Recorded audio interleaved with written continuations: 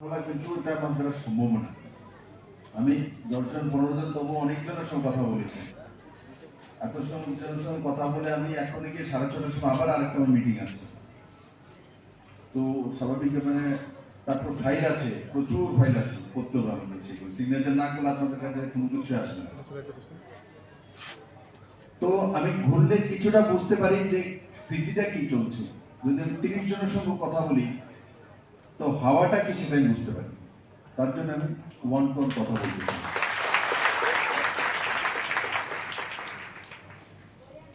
আমি কয়েকটা কথা বলবো আজকে।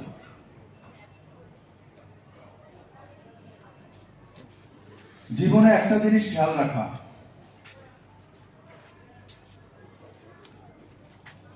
প্রত্যেক ব্যক্তি জীবনে আরো বেশি পেতে চায়। প্রত্যেক ব্যক্তির স্বভাব, যত যেটা পেয়েছে তারপরে চাইলে আরো এর চাইতে বেশি কি পাওয়া যেতে পারে, তার কোনো শেষ নেই চাইলে।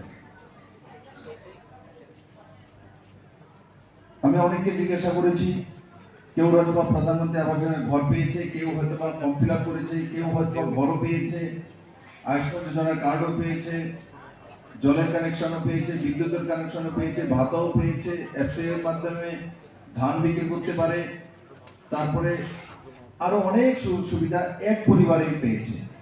অনেক আছে 2-3টা সুবিধা পেয়েছে। কোভিডের ইনজেকশন করোনার সময় সবাই ফ্রিতে মাননীয় প্রধানমন্ত্রী পাঠিয়েছে, পেয়েছে। 5 কিলো করে চাউল, যারা অন্তর্দলীয় প্রায়োরিটি হাউসহোল্ড বিপিএল, এরা 5 কিলো করে চাউল ত্রিপুরাতে পায় প্রতি ব্যক্তি। দেশে 80 কোটি মানুষ পায়। অনেক সময় আমাদের সঙ্গে কি হয়, যেটা আমরা পেয়ে গেছি মনে হয় যে এটা তো কোনো কিছু না, আরো কিছু রাখবো। আমি কাউকে না করি না যে আরো কিছু চাওয়ার ইচ্ছা বা আরো বেশি আপনাদের হোক, আমি চাই না তেমন না। কিন্তু আপনাদের মনে রাখতে হবে যে আগে কি কি হারিয়েছেন, তবে গিয়ে যাই পেয়েছেন তারা আনন্দ পাবেন। অনেকে ভুলে যায় যে আগে 2018-র আগে আমি কি কি পেয়েছি, কেন পাইনি। এটা ভুলার না, ভোলা উচিত না। এখানে কে কে আছে যে বাড়ির মধ্যে এখনো হারিকেন দিয়ে রাত্রিবেলা পড়াশোনা করতে হয় বা রান্না করতে হয় হারিকেন দিয়ে বা কুপি জ্বালিয়ে? কে কেউ আছে? হাত তুলুন তো দেখি। একজনও নেই। আমি কুপি জ্বালিয়ে হারিকেন দিয়ে পড়াশোনা করেছি। আপনাদের কেমন লাগে? ক্লাস 9 পর্যন্ত আমি হারিকেনের নিচেই পড়াশোনা করেছি, কারণ কি কারেন্ট ছিল না বাড়িতে। আজকে আমি সিএম হাউসে থাকি, সবচেয়ে সিকিউরিটি বেশি, সবচেয়ে সুবিধা প্রাপ্ত বাড়ি। ক্লাস 9 পর্যন্ত আমি হারিকেন দিয়ে পড়াশোনা করেছি। খেয়াল আছে, সন্ধ্যাটা একটু তেড়া এভাবে ঘুরাতাম, তো অনেক সময় টেড়া হয়ে গেলে কালি উঠতে থাকতো, কালো হয়ে যায়। তো মা এসে আবার সেটাকে পরিষ্কার করে সন্ধ্যাটাকে ঠিক করে আবার জ্বালিয়ে দিত, কারণ পড়াশোনা করতে হবে।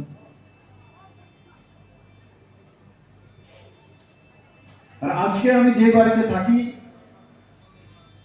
যদি 1 সেকেন্ডের জন্য কারেন্ট চলে যায় তো আমার ধমক শুনে পুরো ত্রিপুরা রাজ্যের সমস্ত অফিস 1 সেকেন্ডের জন্য। কেন ধমক লাগাই আমি? আমার সুবিধার জন্য। কেউ যদি মনে হয় যে স্যারের দেখুন না একটা সেকেন্ড কারেন্ট যেতে পারছে না, সেক্রেটারি ধমকাইছে, চিফ সেক্রেটারি দায়িত্ব দিচ্ছে, ऐसा नहीं। আমি তখন বুঝি যদি আমার সিএম হাউসে যদি 4 বার কারেন্ট যায় 1 মিনিট করে 1 সেকেন্ড করে, তাহলে রানীর বাজারে কতবার যায় আমি অ্যাসেস করে নিই তখন। তার জন্য আমি ধামক লাগাই এবং বলিও যে চিফ মিনিস্টার হাউসে যদি 3 বার কারেন্ট যায়, বাকি জায়গা কতবার যায়। আমার হারিকেনের মধ্যে বড় অভ্যাস আছে, কিন্তু আজকের দিনের নওজোয়ান ছেলে মেয়েদের নেই।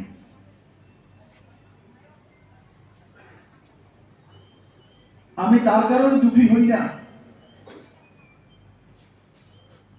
যখন আমি মনে করি যে আমি তো হারিকেনের মধ্যে পড়েছি, আমার কাছে তো কারেন্ট ক্লাস 9 পর্যন্ত ছিল না।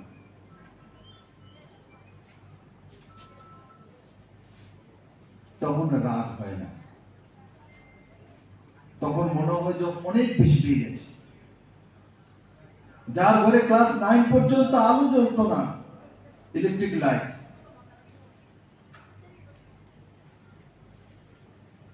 তার কাছে আজকে এত সুবিধা। আমি যদি ভুলে যাই হারিকেন দিয়ে পড়েছি, তাহলে কি করব? ওই 1 সেকেন্ড যে কারেন্ট গিয়েছে তাকে নিয়ে তুলকালাম করব, সাসপেন্ড করে দেব। আমার বাড়িতে কারেন্ট চলে গেছে, তার জন্য কোন অফিসার সাসপেন্ড হয়েছে কোনোদিন সিএম হাউসে? না। হয়তো বা গ্রামে আমি ঢুকেছি কোন জায়গায়, কারেন্ট নেই 3 দিন যাবত 2 দিন যাবত, আমি গিয়ে পেয়ে গেছি, ওখানে আমি সাসপেন্ড করে দিই, তার উদাহরণ আছে, তার উদাহরণ আছে।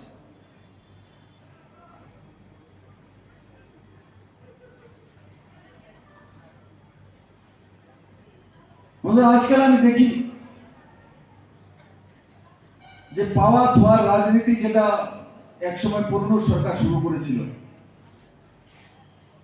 পার্সোনাল বেনিফিশিয়ারি, কতটা লোক পেয়েছিল, কি পেয়েছে?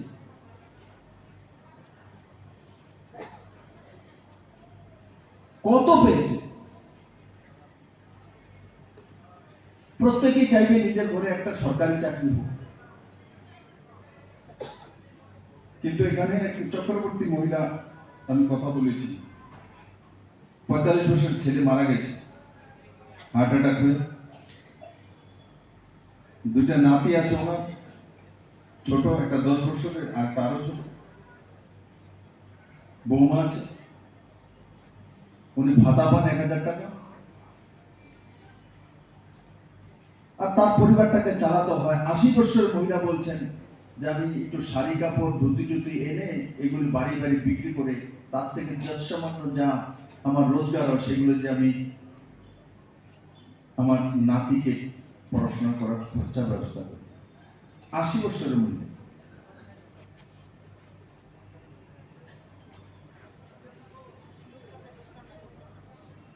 একবার ভেবে দেখুন, এখন অনেক লোক এখানে আছে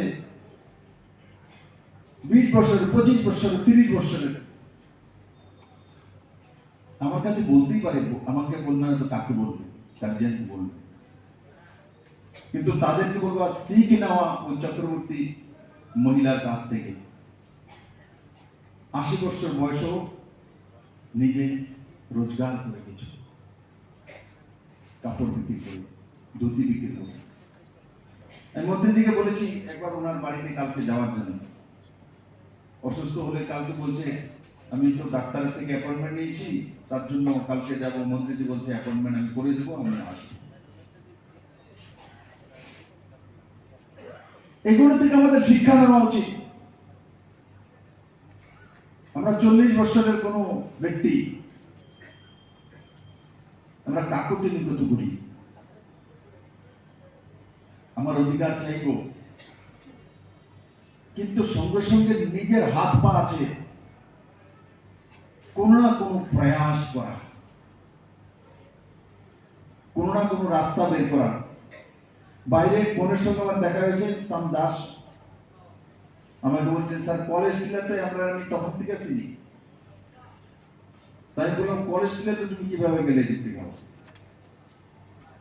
2018 ইলেকশন আগে কলেস্ট্রিয়াতে অরুণোদয় সাহার বাড়িতে আমার অফিসটা ছিল, প্রত্যেক দোতলা বাড়ি সেটা, তার উপরে আমি বসতাম ইলেকশনের সময়।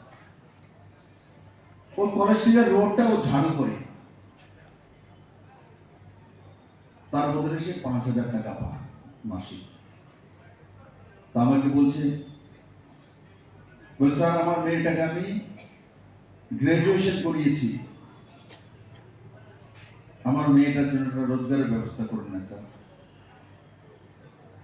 তাই বলেছি ভাই এখনো পুলিশের জন্য বেরোবে 33% রিজার্ভেশন মহিলাদের জন্য দিয়ে দিয়েছি, মহিলারা এমনিতেই বেশি পাবে, তার মধ্যে ফর্ম ফিল আপ করো, এসসিও আছো, ওটাও থাকবে। কিন্তু মন্ত্রীজিকে বলে যখন ফর্ম ফিল আপ করার সময় হবে ফর্ম ফিল আপ করে দাও। ঝাড়ু করে মেয়েকে গ্রাজুয়েশন করিয়ে দিয়েছে।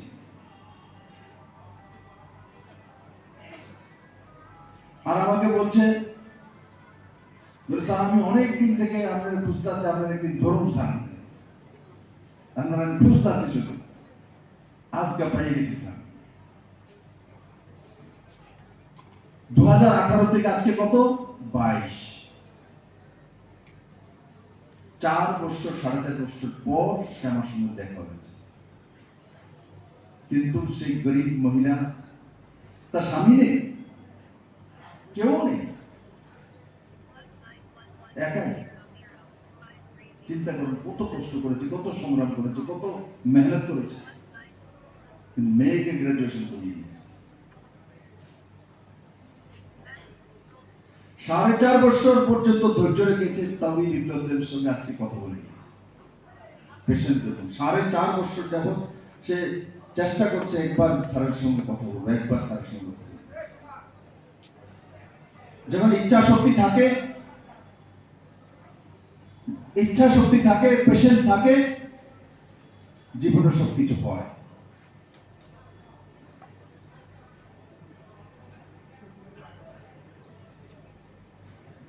আজকে কিছু বিরোধী দল আছে যারা 25 বছরের টানা সরকার, 20 বছরের টানা মুখ্যমন্ত্রী, আর কিছু কিছু রিজনাল পার্টি আছে আজকাল,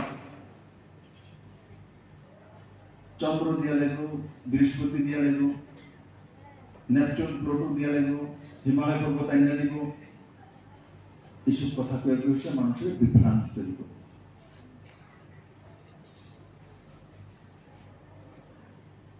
এর বাইরে কোনো কিছু নেই। পুঁজি মানুষের কাছে লাগে, আমার জনজাতি ভাই বোনদের কাছে লাগে, আরে বৃহস্পতি এনে দেবো বলছি। আবার আমি দেখা যাবো বৃহস্পতিটা এত বড় পৃথিবীর 20 গুণা, এই বৃহস্পতিরা আপনার নামে রেজিস্ট্রি করে দেবো, রাত্রে আর ঘুমায় না, বৃহস্পতিরা আমার মালিক এ দেবো। এদিকে একখানি জায়গা নাই, তাই এই গ্রহটা আমার দিয়ে দিব, ওরা আমার স্যাটেলাইট রেকর্ড দিয়ে পাঠাই দিব, আর পুরা বৃহস্পতির রাজ হয়ে যাবে। মানুষ তো মরিচের মতো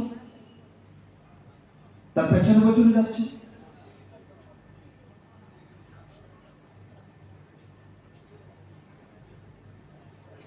আমাকে বলুন তো বৃহস্পতি কোনদিন দেওয়া সম্ভব হবে?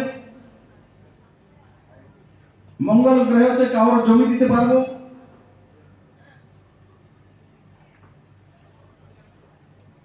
চন্দ্রের মধ্যে নিয়ে আপনাদের বাড়িতে ব্যবস্থা করতে পারবো? এখন এমন এমন বলি, ছোটবেলায় আমিও শুনেছি, মার সঙ্গে যখন পার্টি বেঁচে নিচে শুইতাম পূর্ণিমার সময়, জ্যোৎস্নার সময়, তো মা গল্প শোনাতেন। সেই গল্পটা হয়তো সমস্ত মাই শোনায়। কি শোনাতেন? ছোট ছেলে আমার খেয়াল আছে, মা চাঁদ মামার দেখিয়ে বলতো চাঁদ মামা উঠছে, খুশি দেখলে সব বাচ্চা খুশি হইল। তারপরে বলতেন আয় আয় চাঁদ মামা, বিপ্লবের একটু কোন দিয়া যায়, কইতো নি, কইতো না? আয়া চাঁদ মামা সুশান্তরে টুকুন দিয়া দেয়। তো এখন কিছু নতুন আমদানি, কিছু পুরনো। ঠিক পূর্ণিমার মধ্যে সবাই এসে রাখা হয়, আয়া চাঁদ মামা টুকুন দিয়া দেয়। চাঁদ মামা আইসিনি বিপ্লবের কাছে, বিপ্লবের মুখ্যমন্ত্রী গেছে, তবু চাঁদ মামা আইসে না। কিন্তু তখন বিপ্লবকে বিশ্বাস করতো টুকুন দিয়া যায়, ছোট তো 8 বছরের 7 বছরের 12 বছরের বিপ্লব। আর যখন দেখে বলতো ওই দেখছো নি সাদার মধ্যে কালা না বয়ে দিচ্ছে, যেখানে বুড়িটা বয়ে দিচ্ছে, তো মারো কিন্তু বুড়িটা হাতটা কোন দিকে, মা যদি কইতো এদিকে তো ওইদিকে বুঝতে পারতো, হ্যাঁ ঠিকই ভাই এদিকে তো হাতটা। আবার মা কইতো লাস্টে দেখেন, লাস্টে এমনিটা তোর দিকে চাইছে। সব মাই কইতো তার ছেলের মেয়ে তোমার দিকে চায় সাদ মামা। সবাই কিন্তু বিশ্বাস করতাম আমার দিকে চাইতেছে। আসলে কি সাদ মামা আমার দিকে চাইছে? কোনদিন চাইছে না। এই ত্রিপুরাতে এমন শুরু করেছি কিছু কিছু অন্যায় করছে ত্রিপুরা মানুষের সঙ্গে। যদি বলি কি দিয়েছ ত্রিপুরাকে, কি যোজনা আছে? কিচ্ছু যোজনা নেই। ওই চাঁদ মামার গল্প, বৃহস্পতির গল্প, মঙ্গলের গল্প শোনাই।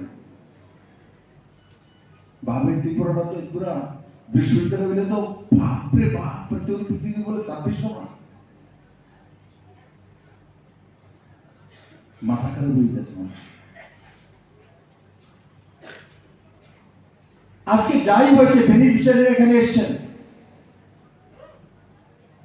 একবার আত্মাতে হাত দিয়ে বলুন, প্রধানমন্ত্রী আবাস যোজনার ঘর তো মোদি দেবে, প্রধানমন্ত্রী শৌচালয় যোজনা শৌচালয় তো মোদি দেবে, 5 কিলো করে চাল ফ্রি মোদি দেবে, করোনার ইনজেকশন ফ্রিতে মোদি দেবে, জলের কানেকশন বাড়ির মধ্যে মোদি দেবে, প্রধানমন্ত্রী সড়ক যোজনার রোড মোদি দেবে, ন্যাশনাল হাইওয়ের কাজ মোদি করবে, বাড়ির ড্রেনের কাজ মোদি করবে, আয়ুষ্মান যোজনার 5 লাখ টাকার কার্ড মোদি করে দেবে, বিপিএল কার্ডের চাল মোদি দেবে, সৌভাগ্য যোজনার মাধ্যমে বিদ্যুতের কানেকশন ফ্রিতে মোদি দেবে, উজ্জ্বলা যোজনার মাধ্যমে গ্যাসের কানেকশন মোদি দেবে।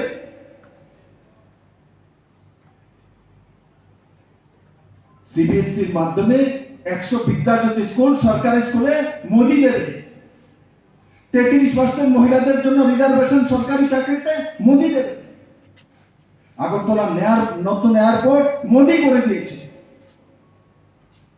কৈলাসহর একটা নতুন এয়ারপোর্ট মোদি করে দেবে। সবকিছু মোদি দিচ্ছে, তোমরা শুধু বৃহস্পতির গল্প শোনানোর জন্য। হ্যাঁ, কোই পার্টি কোই মাইকেল ত্রিপুরা রাজ্যের মধ্যে যেভাবে বিপ্লবকে বললো যে এগুলো সব মোদি দিয়েছে, কেউ বলতে পারে যে আমি এটা দিয়েছি? একটা এসে আমার কাছে একখানও নেই, শুধু ভাওতাবাজি, মিথ্যে কথা, বেবকুফ বানানো, সেন্টিমেন্ট করানো, এর বাইরে কোনো কিছু।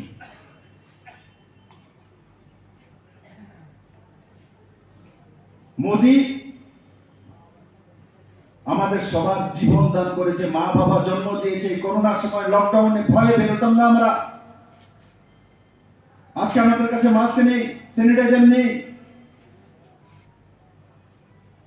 লকডাউনে দেখেছেন তো ত্রিপুরার কোনো মানুষ না খেয়ে মরেনি, ঘরে ঘরে অন্যের ব্যবস্থা মোদি করেছেন। আজও 5 কিলো করে চাউল 80 কোটি মানুষের কাছে, এক এক ব্যক্তির কাছে ফ্রিতে পাঠাচ্ছে। মা জন্ম দিয়েছে, কিন্তু মোদি দ্বিতীয় জীবন দিয়েছে। এবার মনে রাখবেন, করোনার ইনজেকশন যদি না হতো, এখান থেকে আমাকে এসে কোনো বোন বলছে না প্রধানমন্ত্রী আবাস ঘরটা একটু বাবু দাও না, আমার মেয়ের একটু কোনো রোজগারের ব্যবস্থা করে দাও না, আমার বাড়ির সামনে রাস্তাটা করে দাও না। করোনার সময় প্রথম যখন ঢেউ এসছে, কেউ আমার কাছে রাস্তার জন্য আসেনি, কেউ আর চাকরির কথা কয় না, কেউ আর ট্রান্সফারের কথা কয় না, শুধু একটাই কয়, দাদা বাচ্চা নেই, বাঁচান দাদা, অক্সিজেন আনেন, সিলিন্ডার আনেন, অক্সিজেন প্লান্ট লাগান, অক্সিমিটার বাড়িতে পাঠান, আমার বিপিটা দেখেন, আশা কর্মীর বাড়িতে পাঠান, আমার করোনার টেস্ট করান। দাদা ভাবতেও লাগতো না, বাচ্চারনি দাদা, প্রাণটা বাঁচান। প্রাণ বাঁচিয়েছেন নরেন্দ্র ভাই মোদী, বাঁচিয়েছে, ইয়াদ রাখনা। মোদী যদি না থাকতো আর যদি এখানে পুরানো সরকার থাকতো, ত্রিপুরাতে শ্মশান বানিয়ে রেখে দিত, এরা শ্মশান বানিয়ে রাখতো। আজকে তার জন্য আমি দুঃখের অংশ কথা বলি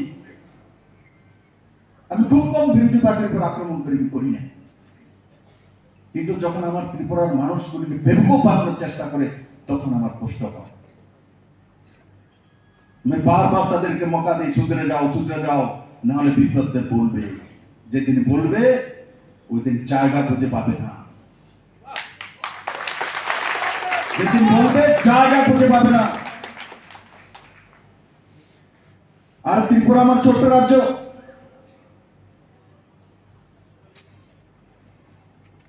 ত্রিপুরাকে যে তুলতে হয় মাননীয় প্রধানমন্ত্রীর সাথ লাগবে।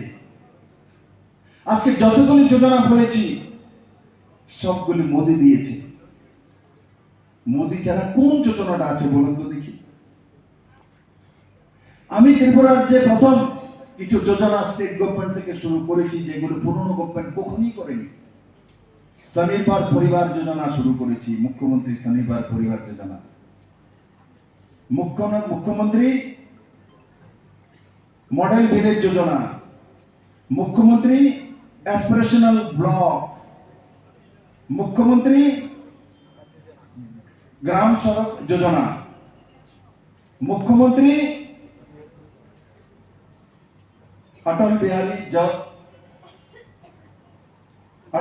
অটল জলধারা মিশন, যেটা জল জীবন মিশন মাননীয় প্রধানমন্ত্রী ঘোষণা করেছে পরবর্তীকালে, মুখ্যমন্ত্রী মাতৃপুষ্টি বন্দনা যোজনা, স্বনির্ভর যোজনা, মুখ্যমন্ত্রী ফসল বীমা যোজনা, মুখ্যমন্ত্রী চা শ্রমিক যোজনা, মুখ্যমন্ত্রী বিদ্যাজ্যোতি যোজনা। বহু নাম যেগুলি প্রথমবার। মুখ্যমন্ত্রী যুবা যোগাযোগ যোজনা, যারা ফাইনাল ইয়ার স্টুডেন্ট তাদের 5,000 টাকার মোবাইল পায়। আমি যদি বলতে থাকি মুখ্যমন্ত্রী কতগুলো স্কিম করেছি, এডুকেশনে প্রচুর মুখ্যমন্ত্রী স্কিম করেছেন।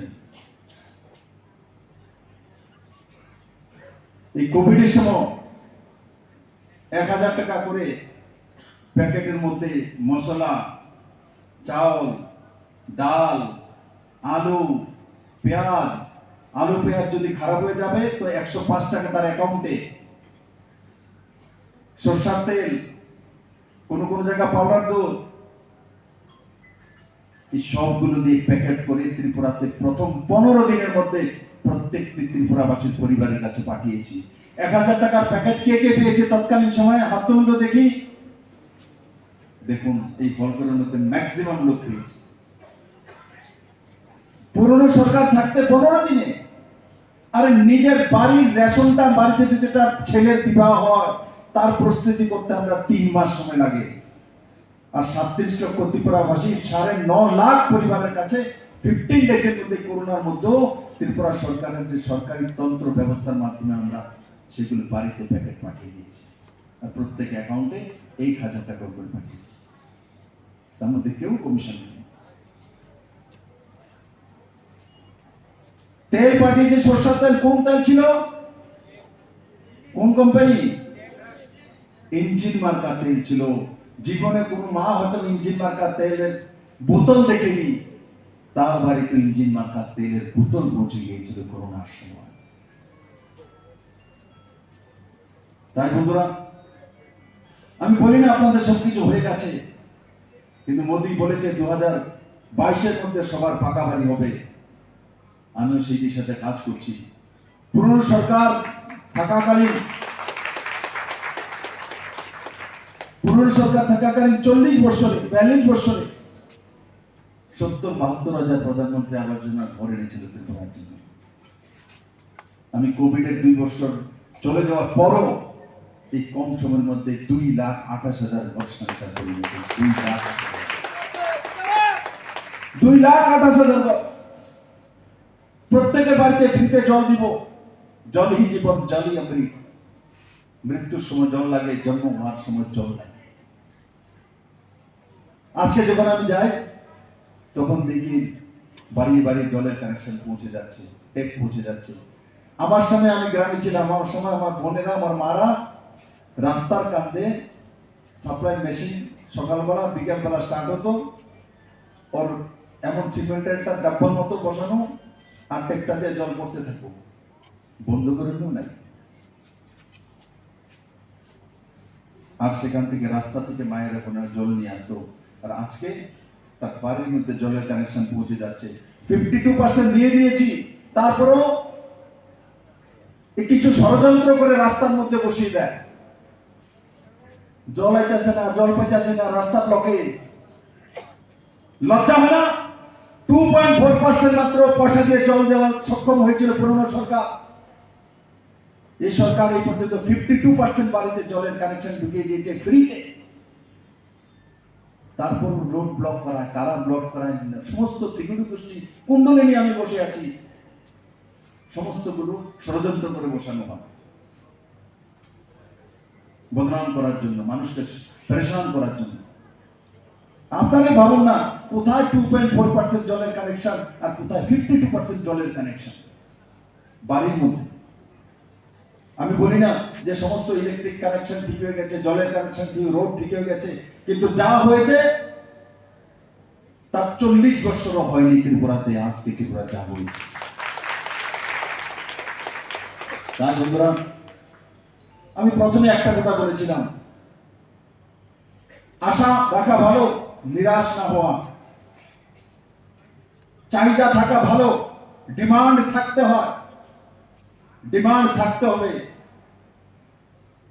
চলমান মানসিক ডিমান্ড করে, মৃত ব্যক্তি ডিমান্ড করে না। উন্নয়নের মাপকাঠি ডিমান্ড। ডিমান্ড থাকতে হবে, চাহিদা থাকতে হবে, আশা থাকতে হবে, কিন্তু ভোলা উচিত নয় কি কি হারিয়েছেন, কি কি আপনার জীবনে পাননি আগে। যেমন আমি ভুলিনি যে 9 পর্যন্ত আমাকে হারিকেনে পড়তে হয়েছে, তার জন্য কারেন্ট চলে গেল দুঃখী হই না, কারণ 9 পর্যন্ত তো হারিকেনেই ছিলাম বাবু। সেই কারণে ওই দিনটা মনে করে নিজেকে শান্ত করে নিই। আর কেউ যদি ওই দিনটা ভুলে যায়, তাহলে তো কারেন্ট চলে গেলে তো সবাই সাসপেন্ড, ডিএমও সাসপেন্ড হয়ে যাবে। বর্তমান স্যার আমারই না ডিএম मुख्यमंत्री के पास बहुत पावर होता है, किसी को भी सस्पेंड कर सकता हूं, किसी को भी बिना नोटिस, खुद भी।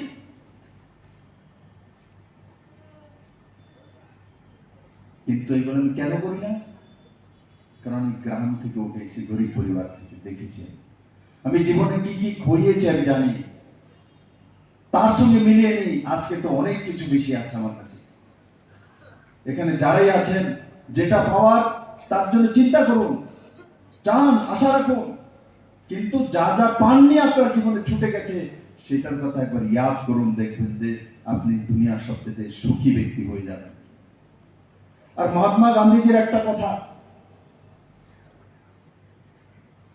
আমরা যেখানেই আছি, যতটা পর্যন্ত উঠেছি, উপরের দিকে তাকালে দুঃখী হব, নিচের দিকে তাকালে সুখী হব। আমি যদি একতলা বিল্ডিং বানিয়েছি, যদি উপরের দিকে যাই, সামনে অমুক বাবু 3 তলা বিল্ডিং দেখে দুঃখী হয়ে যাবো, আরে আমারটা যেন 3 তলা বই। আর একতলা বিল্ডিং কিন্তু নিচের দিকে চাই, কেউ যদি টিনের ঘর দেখি, তখন মনে শান্তি থাকবে, নিচে তো টিনের ঘর আছে, আমি তো পাকা ঘরে থাকি। তার জন্য জীবনে একটা কথা খেয়াল রাখা, সবসময় মানসিকতা যেখানে উঠেছেন সেখান থেকে বরাবরিতে দেখুন, আপনার নিচের দিকে তাকান, আপনি জীবন ভর সুখী থাকবেন। আর যদি উপরের দিকে তাকান, তো জীবনও সুখী হবেন না। কারণ কি, উপরের দিকে তাকালে বিল্ডিং তো হইল, প্লেনটা যাইতে প্লেনটা কবে কিনা এগুলো তো উপরে যা, প্লেনটা তো উপরে যা না। তো এটা দেখলে মনে আমরা পুরা বলতে চাই বাবা প্লেনটা কবে কিনা দিবেন। এখন যদি গুগলে বাইর করেন প্লেনের দাম কত, দেখা গেল কত কোটি টাকা প্লেনের দাম। ছোটখাটো প্লেন নিল কত হইল, 20-50 কোটি টাকা হইব। বড় প্লেন নিলে 300-400-500 কোটি টাকা পর্যন্ত হয়। এই কারণে নিজে যেখানে আছি তার বরাবরিতে দেখা, না নিচের দিকে তাকানো, শান্ত থাকবেন, ভালো থাকবেন। কিন্তু আবার একটা বিপদ আছে, আপনি তো 6 ইঞ্চি নিচের দিকে চাইলে আমরা তো দেখতাম না, সেলফিটা কিনে তুলি। এটা আর বিপদ। আমি দেখি তো আজকাল সেলফি সেলফি হতে গেলে এমনি চাইতে উপরের দিকে চাইলে অনেক কিছু দেখে আবার দুঃখী হয়ে যায়। তাই আমি এগুলো নর্মালি আপনাদেরকে বললাম। দেখুন, মুখ্যমন্ত্রীর দায়িত্বে কাজ করে, কিন্তু মুখ্যমন্ত্রীকে সবসময় এমনভাবে থাকতে হয় যখন মেলামেশা করে। আমি অফিসে যখন বসবো তখন অ্যাডমিনিস্ট্রেটর, কিন্তু যখন মানুষের কাছে আসবো, জনতা যাতে না ফিল করে সে মুখ্যমন্ত্রী, জনতা যাতে ভাবে সে আমাদের, ওইভাবে যে মুখ্যমন্ত্রীকে নিজেকে তৈরি করতে হয়, তবেই দেখবেন জীবনভর জনতা ওই ব্যক্তিকে ছাড়ে না। জনতা ভাবে এটা আমাদের লোক, আমাদের মাঝখানের মানুষ। আমি ওই দিশাতে কাজ করার চেষ্টা করি। আমি আবারও বলবো, আপনাদের সবাইকে সবকিছু দিয়ে দিয়েছি, আমি বলবো না, কিন্তু আপনারা বৃহস্পতি কিনা তোমার বৃহস্পতি তানকে তুমি, এই কথা আমি জীবনে বলতাম না। সাত কিনা দিয়ে তুমি, এটা আমি জীবনে বলতাম না। আর যারা বৃহস্পতি আর 7 বছর লেখাইছে, এবার আমি দেখলাম কেডা কত ব্যবসা ऐसे नहीं होता। এইভাবে ত্রিপুরা মানুষের সঙ্গে অন্যায় আবদার না করে, যা করবো মিলেমিশে করবো। सबका साथ सबका विकास, सबका साथ सबका विश्वास, सबका साथ सबका प्रयास। আজকে বড় মাত্রা এখানে বেনিফিশিয়ারি এসছে, বাইরে অনেক আমার বোনেরা রয়েছেন, গুরুজনেরা রয়েছেন, সবার হতে বসে আমি শুনিনি, কিন্তু আমি যা বলেছি কিছু না কিছু পেয়ে গেছেন। আপনারা সবাই সুস্থ থাকুন, ভালো থাকুন। নজওয়ান বিধায়ক আপনাদের আছে, মন্ত্রী হয়েছেন কম বয়সে, যাতে আরো বেশি কাজ করতে পারে, আরো মন্ত্রণালয় সুন্দর চালাতে পারে। সবাই মিলে তাকে সহযোগিতা করুন আর তাকে শক্তিশালী করুন।